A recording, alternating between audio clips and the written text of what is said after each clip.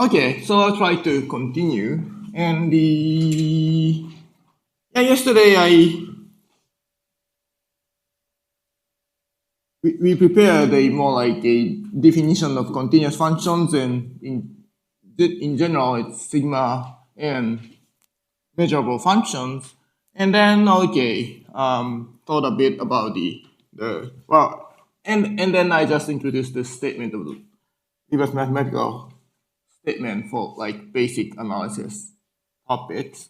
And so today, I'll try to quickly review show the idea of the reversal for several basic things. So over I'll say zero, WK zero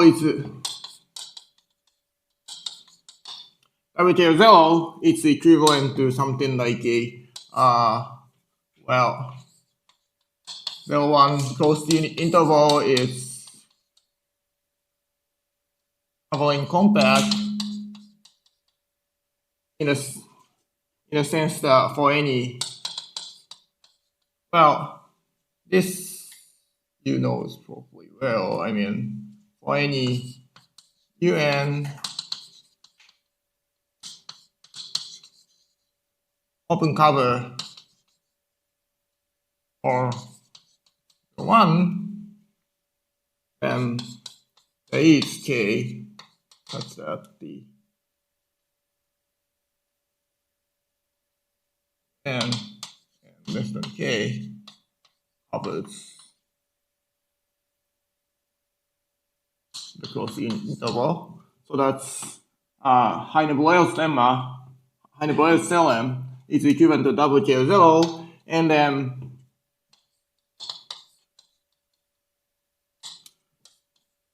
if this is a continuous function, then it is bounded, and indeed contains maximum, minimum, and uniformly continuous. Those things are equivalent to WK0, while I would also show at the same time,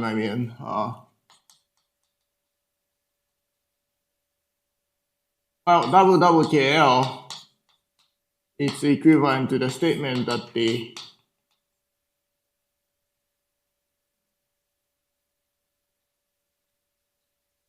just 0, 1 to 0, 1, bounded continuous function. It's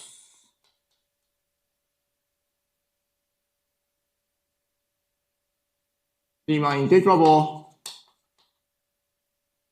And yeah, those things, kind of well known then in the study of reverse math. And there's a kind of famous canonical construction for the reversal. So I'll try to first look at that. That's. Oh, by the way, so the following direction, before talking about the reversal, the following direction, so WK0 implies like covering compactness of Heine-Borel's theorem.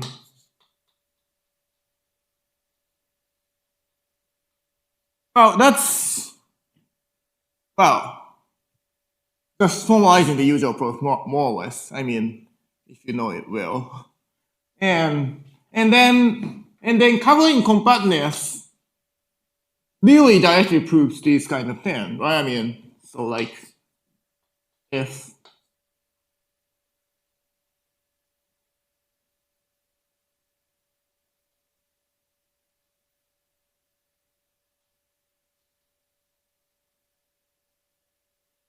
these things are really just a formalization of a usual proof using compactness.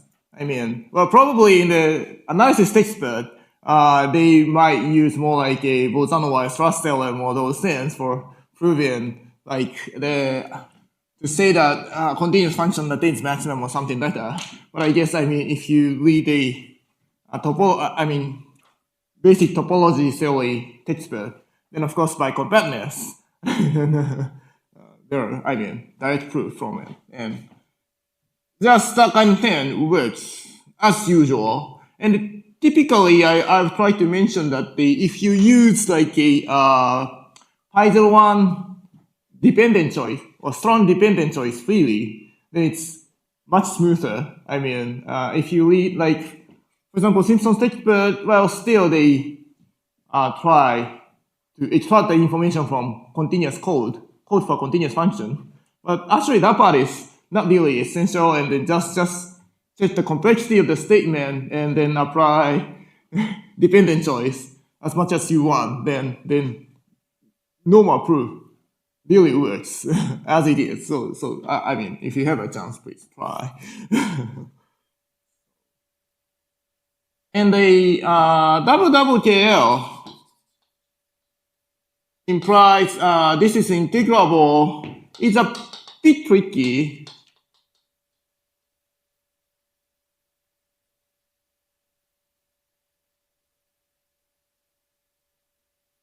How integrable? This proof is, I mean, a little tricky. But okay, well, just consider usual, like, I mean, how I would say the Riemann sum, in the sense that, I mean, how I would write usually, something like a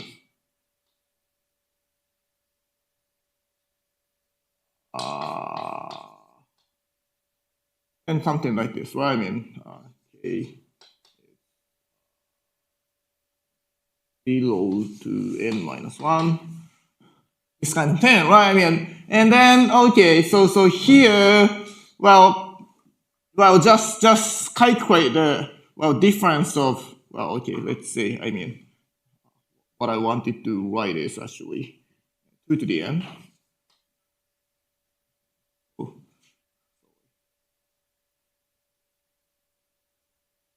This is better to fit with the free on Cantor space, but just consider this kind of thing and calculate the difference from the so they check whether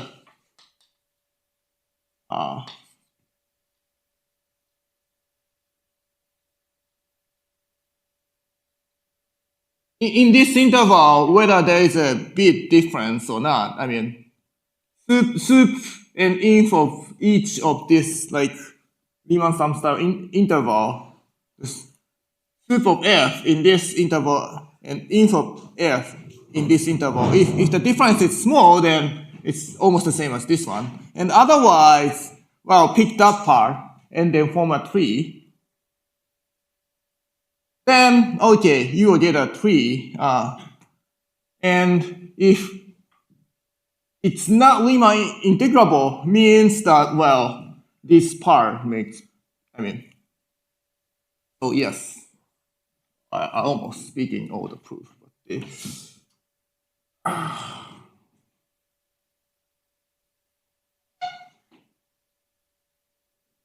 Yes, so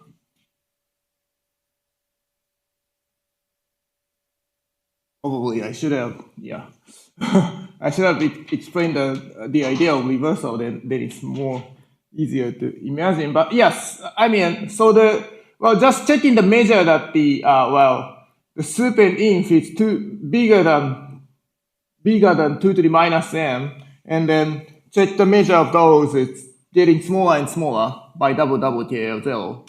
That's the idea.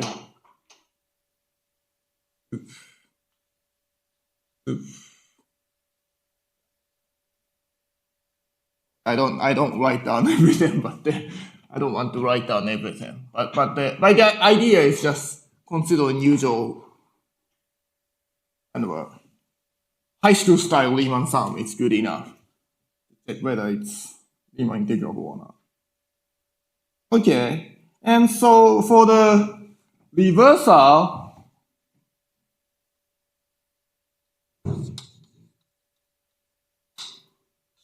Well, the famous idea is, well, I mean, using the surjection from a Cantor space to the 0, 1 unit interval, right?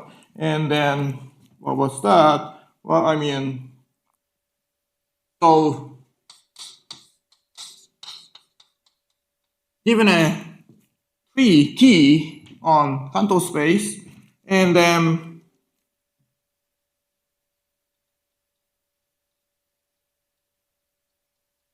well, given an infinite binary tree on Cantor space, then we define T circle be the sigma, which is not a member of T, but like, well, removing the last node, meaning that removing the last node, then it's a member of T. So something like, if T is something like this, then we will try to add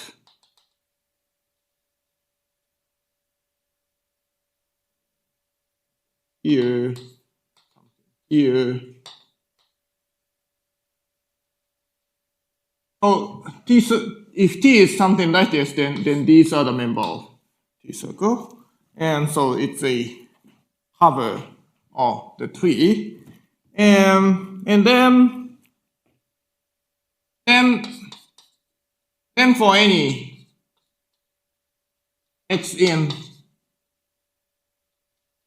Cantor space, well, whether x is a path of T or there is some n such that it ends restricted to n, it's in T circle. That's the idea of the.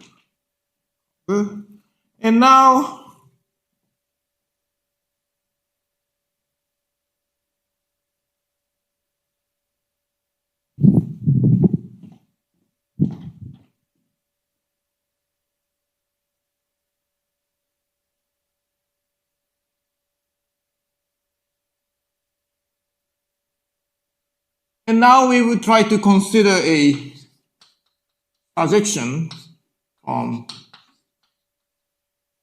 Cantor space to 0, 1 unit interval by just the usual way, I would say. I mean, like a it's just its binary expansion. Right? I mean, I 2 to the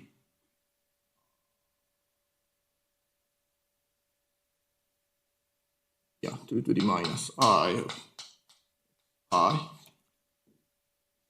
So then, well, let's say this is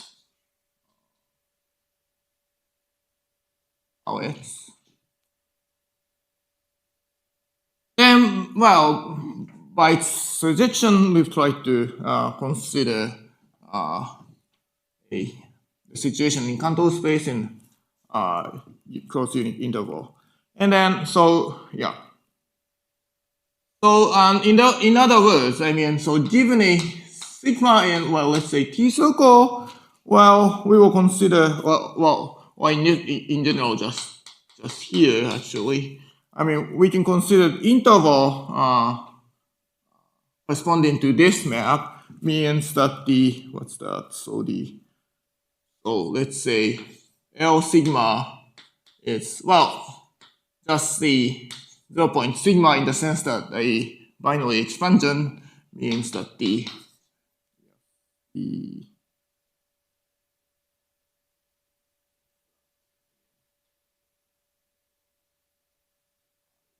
sigma and sigma I mean 2 to the minus I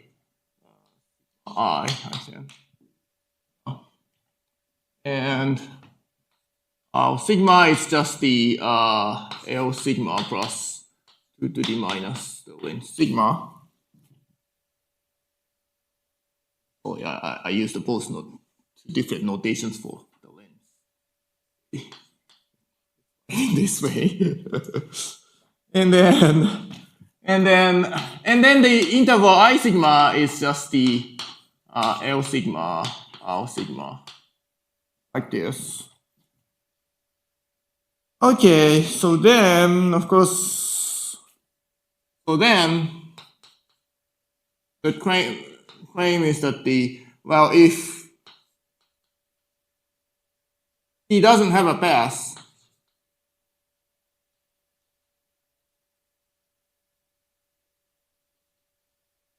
if and only if this means the union of all sigma in T circle I sigma is the same as the 0-1 unit interval. Right, that's the point. And moreover, what's known, I mean, keep some space here. And moreover, what we can check is that the Lebesgue measure of all these things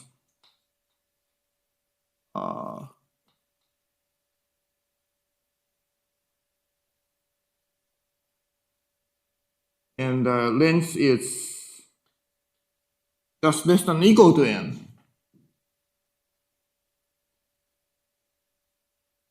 I sigma. This is just the same as 1 minus, I mean,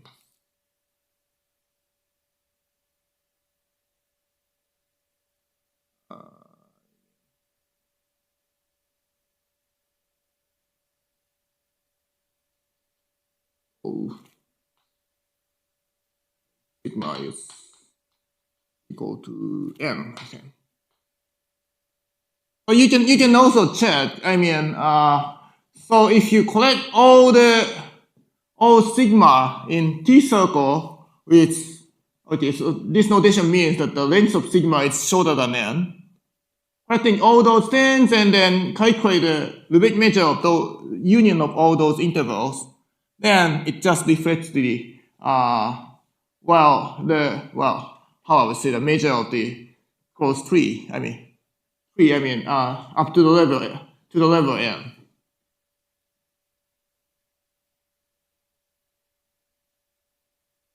Okay, so from this situation, okay, now I mean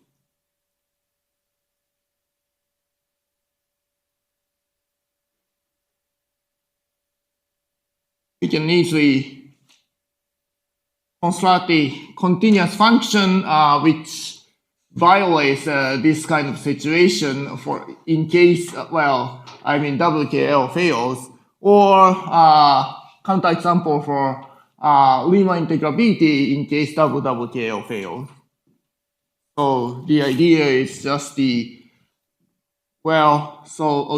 now if WKL fails,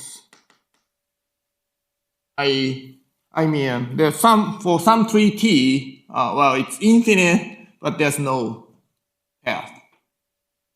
Let's say T infinite T with no path. Then okay, this situation happens, right? I mean, so this never happens means that yes, this situation happened. So with this idea, okay, we only need to define a continuous function on each I sigma, then we can define a continuous function on 0-1 unit interval. Actually, we have to check that this I sigma doesn't have any accumulated point. Actually, that's indeed an important fact. But I mean, I will skip that part. But I mean,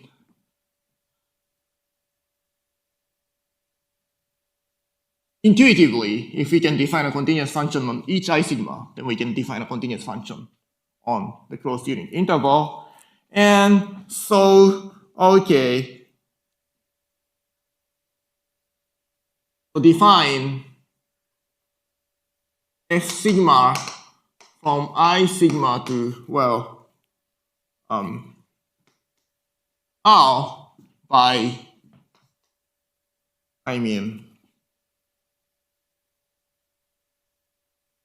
well, something like this, right? I sigma and then, well, 0 in L sigma and R sigma. And here it should be 1 or let's say 2 to the n sigma, for example. It's good enough. Or just length sigma is good enough. So define a continuous function on I sigma like this.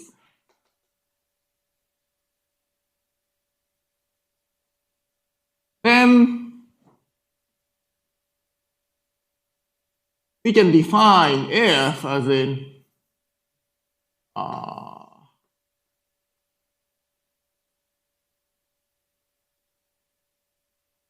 we can define a function f by, taking it, so f, really bad, I wanted to write it by, if x is just f sigma x on I sigma this way, and you can check that. Well, so the point is you can check that this defines a continuous function again by checking. So fx is in a kind of open interval can be described by a sigma 01 way. That's still possible while checking all these conditions. So we can define this way. On the other hand, it's a continuous function. It's a continuous function. And then of course this is unbounded. Since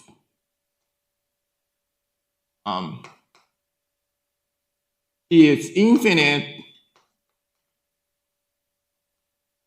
this f is, well, unbounded, so not uniformly continuous, and of course no match. Of course unbounded, so it means no match, and so on. So we get the converse of all these things, and if we replace the function with just the I'll try to use a different color.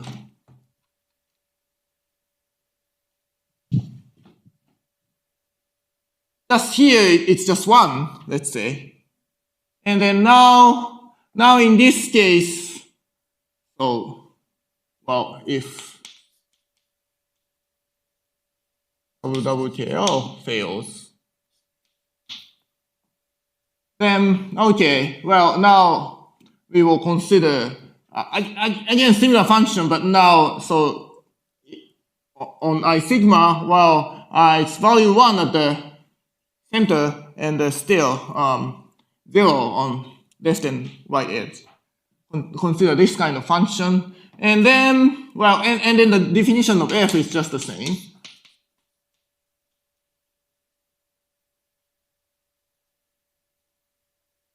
And in this case, what we may say, so in this case, KL fails means that the 3T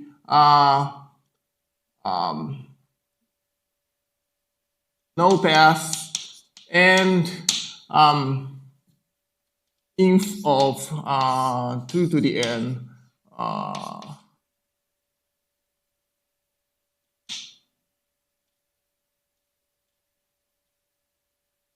this stands it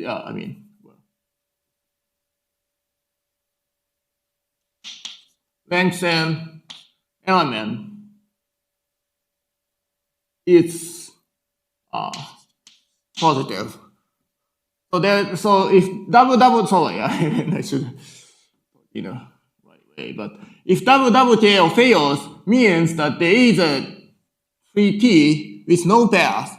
But I mean the nth level of nodes, the number of those nodes divided by 2 to the n, it's always bigger than something. Let's say a bigger than 0. And in this situation, what we can see is that okay, so we always have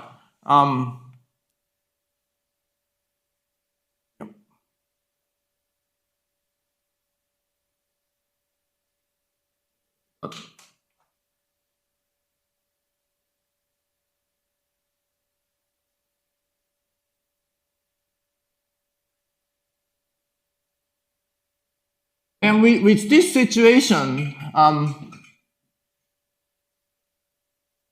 if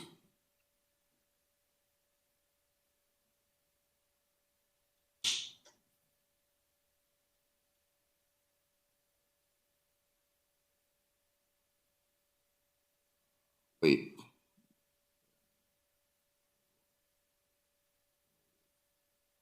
it's not right here. Sorry.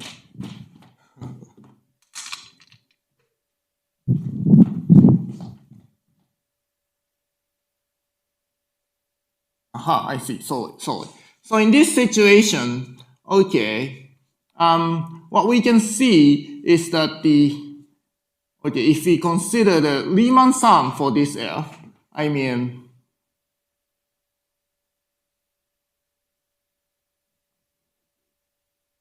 SF delta of the form, I mean,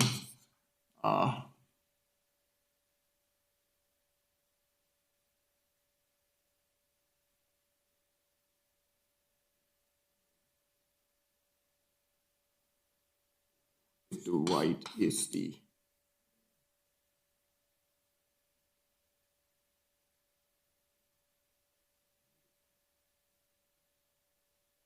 of I mean I plus 1 minus xi.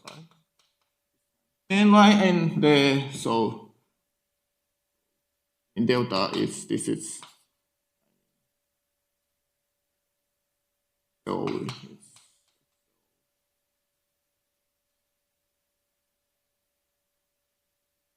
with this situation, and then I from 0 to n minus 1. So if we consider this kind of situation, and then we want to say that yes, the S limit of S delta F does not exist.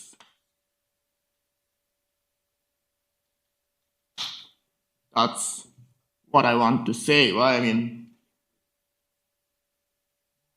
right? Sorry, my handout is wrong, and so I have to fix now. And I'm a bit confused. But I think what I'm writing is okay. Sorry. And then, well, however, if this situation happens, then okay, if xi plus 1 minus xi is bigger than like 2 to the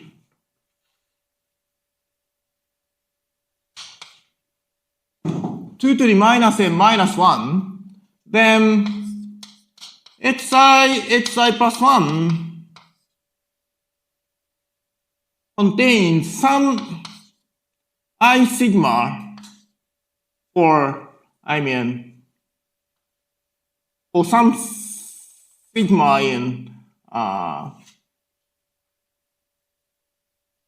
do I say sigma? Yes, sigma in 2 to the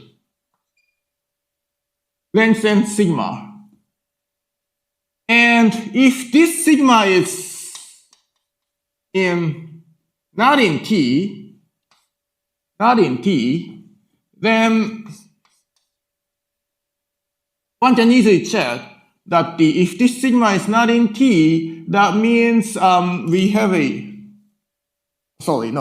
sigma is in T, if sigma is in T, then one can check that the soup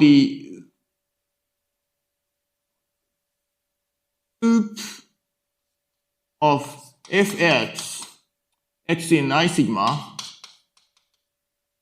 has to be 1, and inf of x in I sigma fx has to be 0. Meaning that if sigma is a member of T, then, in the future, you will have to have this kind of thing because, T has no path, so if sigma is a member of T, then, all extension of sigma has to go out from T, but longer than T means that, above the level of sigma, you have to, if sigma is a member of T, means that there is some tau extending sigma and tau is in T circle.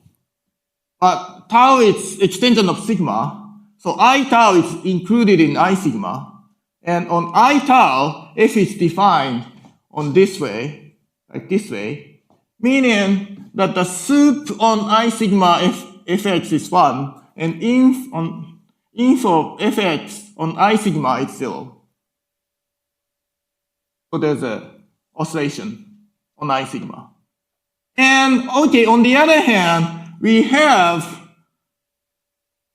sigma in T, then this happens. But on the other hand, we have many length n element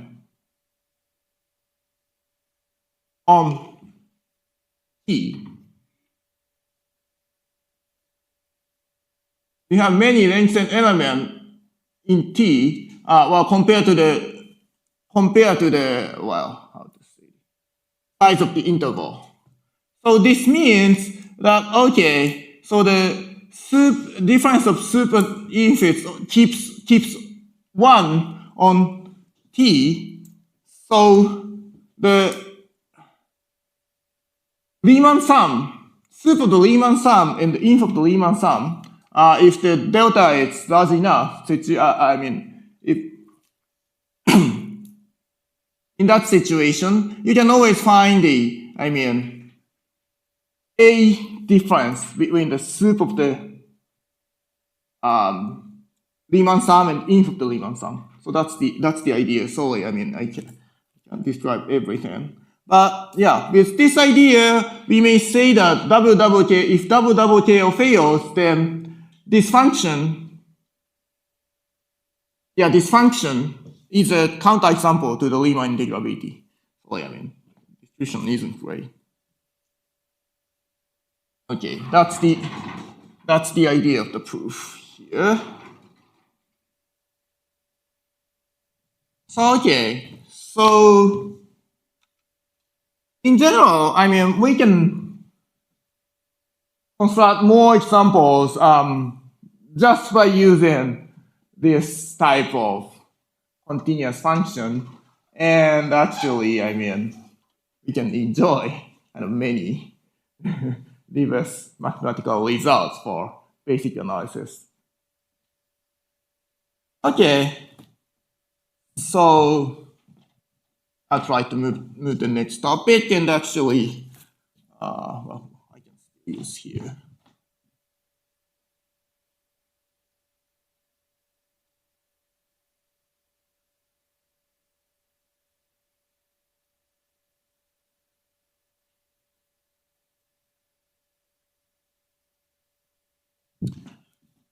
I'll try to show some ideas of a kind of newer result. Still not very new, but new work with Paul Schaefer and David Fernandez-Duque on the reverse mass for Ekran theorem. And so that's kind of that result has some kind of a newer insight. in a sense that, okay, it's a kind of a very traditional style reverse mathematical study, but it implies pattern comprehension. Well, beforehand, we thought that most of the kind of reverse math for analysis kind of thing, for like continuous function or similar thing, it's just everything that can be provable within ACSL. And we can't find something stronger than that. But actually, that intuition was wrong. And we have some kind of a straightforward example that sometimes analysis results go beyond the level of ACSL. Okay, so the Ekman theorem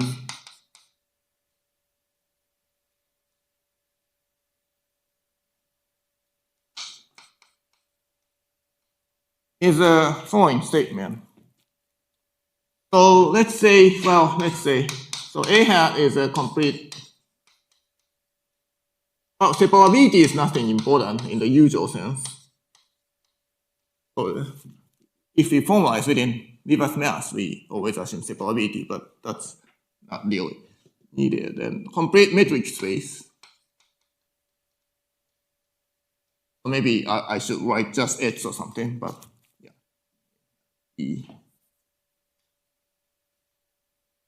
Just following the usual second order arithmetic notation. And then f is a function from A hat to positive real number, let's say, lower semi-continuous.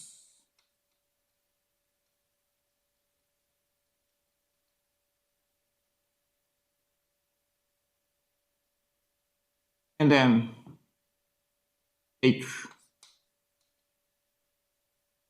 positive epsilon, and then given Hy from A hat, try to define, so H is below, well, with respect to epsilon, Y, if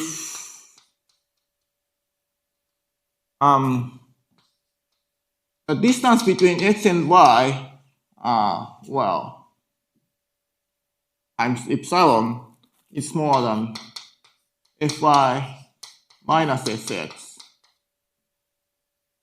So the idea is, well, there's an A hat, and then there's some potential function f.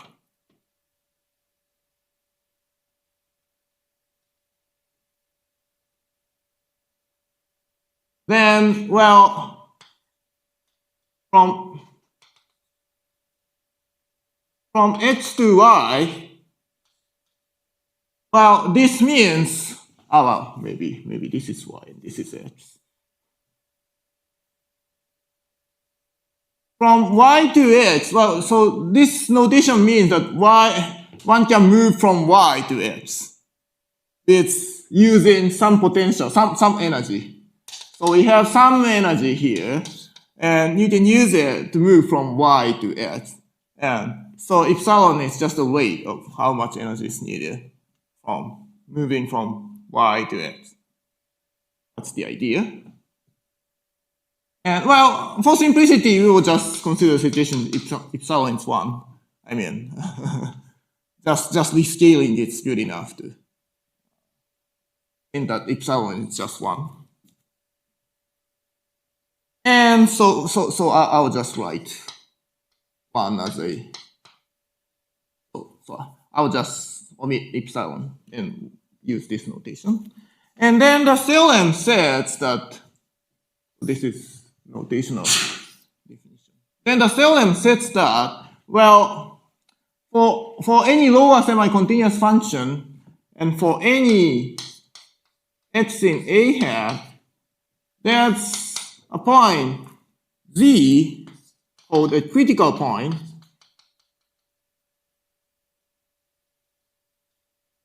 or pseudo minimal point, meaning that Z is below X, and for any Y, well, for any y below z in this sense, it's just z, means that this is minimal. Z is minimal with respect to this order. Okay, so of course, if the space is compact, then always there's a minimum. F attains a minimum. But I mean, if it's non-compact, then we don't know whether the minimum exists or not, although it is bounded by, bounded below. But we can still consider kind of pseudo minimal in this sense. Okay, so so consider this situation in starting from y, then you can move to x. But from here, you may not move anymore. So like this is too slow, and so you can't move from here, z, because the distance is longer than the difference of potential. So you can't move anymore. And the idea is you can find always this kind of point. And this theorem itself is, well, to be honest, I didn't know that, but it seems to be a very famous theorem when you study like variational principle and so on.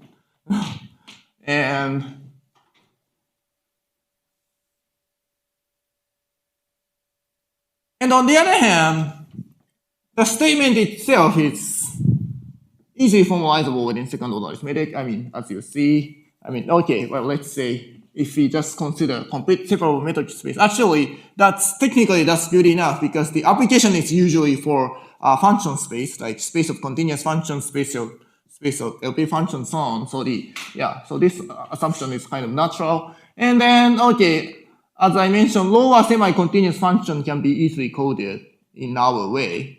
Well, indeed, so lower semi-continuous function, well, just defined by this way. So to define this, well, code for lower semi-continuous function f is just you may consider this as just something like this, b, and the b is rational number like this, and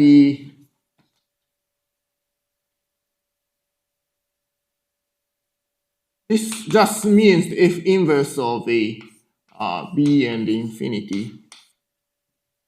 This is an open set. So lower semi-continuous means that at least the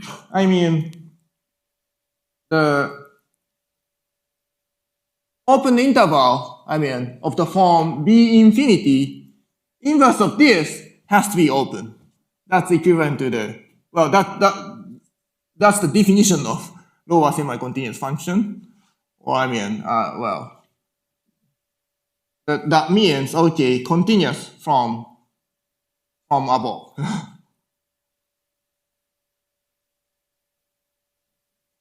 And of course, so this is of course subbase. Well, not deal with subbase, but this is good enough to define a Borel function, for example. Even all the inverse of these things, then you can define Borel function. You can define a function as a Borel function in the usual sense. So this is good enough. And well, if you want to have a kind of a full information, then of course, well,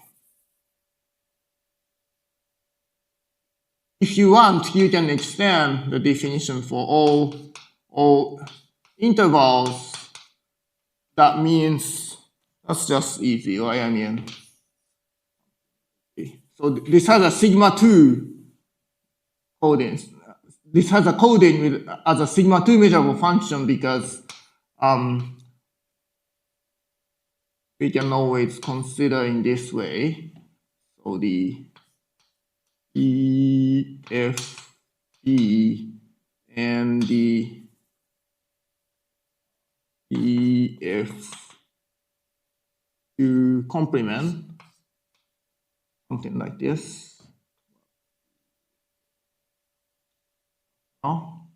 And smaller than C. So if we want to define an inverse image of BC open interval, then okay, well, that's just the, well, it's a union of this one and the complement of C infinity interval, roughly speaking, approximated from below. So this is sigma 2 set. It's sigma 2 measurable, of course. We can always reconstruct the code as a sigma 2 measurable function. And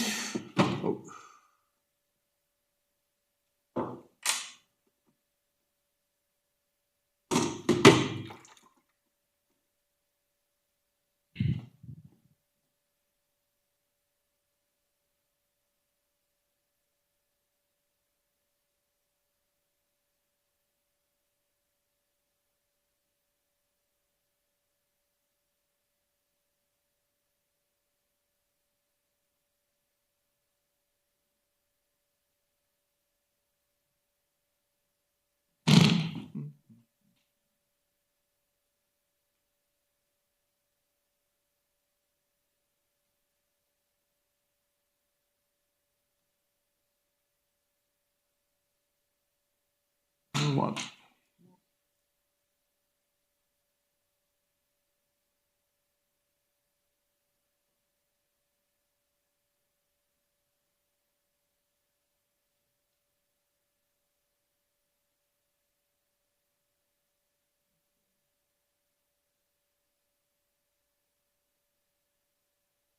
And now, so what I want to show is the following. So the, well, following are equivalent over, well, let's say I'll say 0, but, well, I will just give a proof over ACA 0, but over RCA 0 is also possible. I will explain a meaning. But the following two things are equivalent. So pi 1 comprehension and H1 7.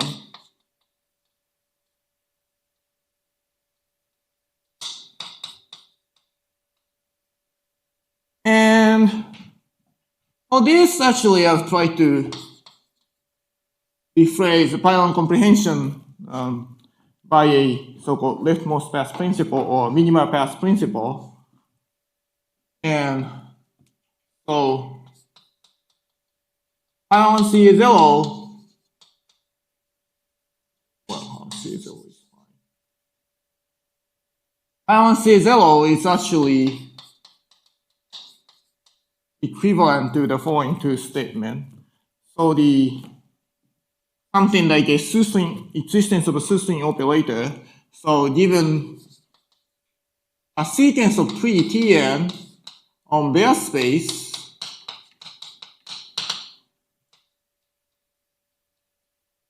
trees, well, not need to be trees actually, but we can always assume that they are trees.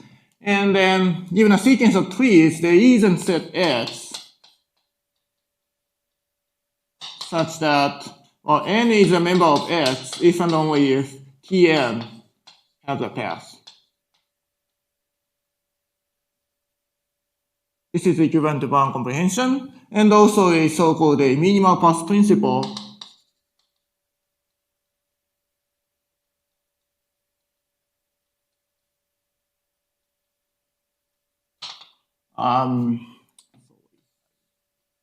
Right here. A minimal path principle means, well, maybe I'll write in the next board. So, like if this is a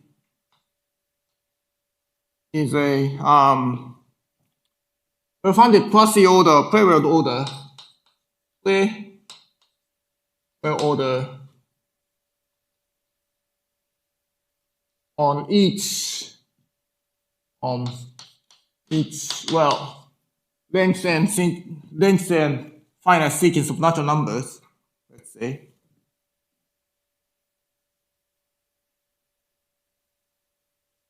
Each n.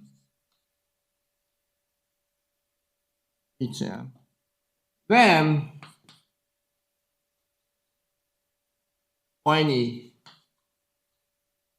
e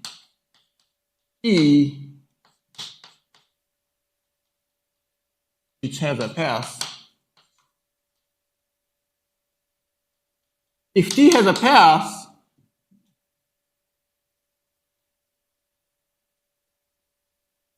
let's just say this minimal path.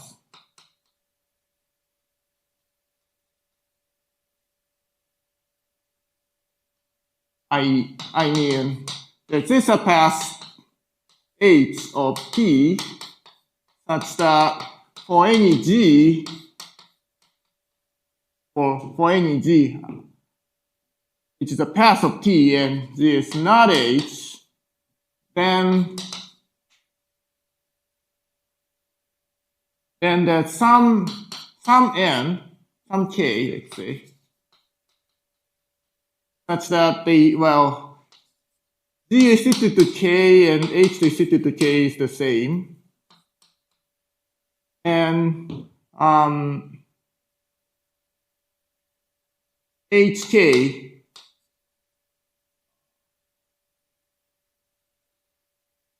is strictly below, no, I mean,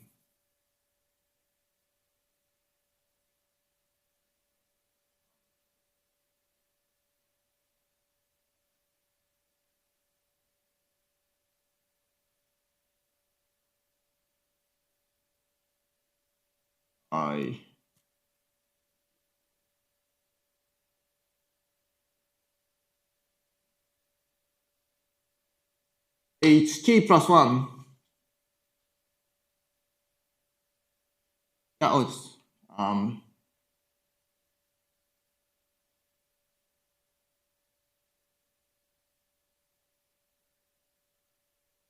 needed. What's needed is actually so this is not maybe not equal, but what I wanted to say is I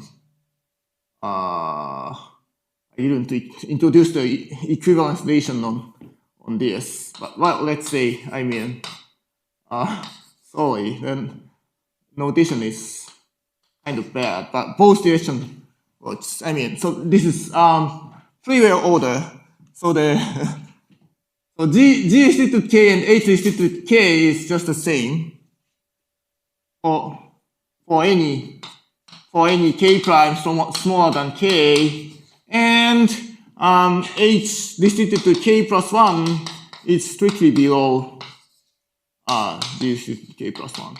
I mean, roughly speaking, minimally with respect to this order. So up to the some level K, you're always the same level, and then above it, well, it's small.